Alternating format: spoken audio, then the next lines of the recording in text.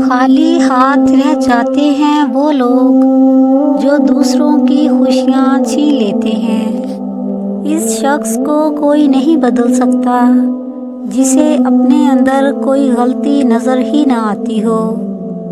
اگر کوئی شخص آپ کو عزت دیتا ہے تو اس کا یہ مطلب نہیں کہ آپ بہت عظیم انسان ہیں، بلکہ یہ کہ وہ شخص خود ایک اعلیٰ ظرف انسان ہے۔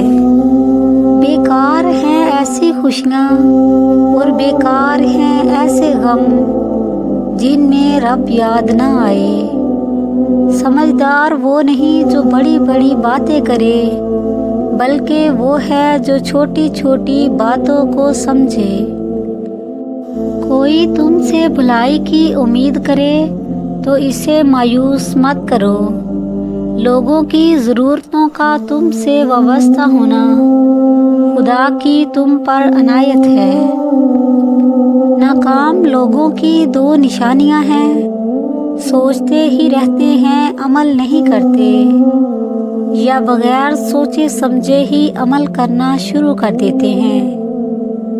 تلخ حقیقت ہے کہ آپ کی بات کی توجہ آپ کی حیثیت دیکھ کر ملتی ہے۔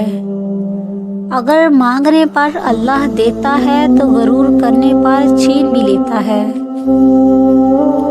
اگر آپ نے کسی کے کردار کا اندازہ لگانا ہو تو یہ دیکھو کہ وہ ہنستا کس بات پر ہے۔ آپ کے چھوٹے آپ کے نقش قدم پہ چلتے ہیں، آپ کی نصیحتوں پہ نہیں۔ حضرت علی نے فرمایا، کسی کو تم دل سے چاہو اور وہ تمہاری قدر نہ کرے تو یہ اس کی بدقسمتی ہے، تمہاری نہیں۔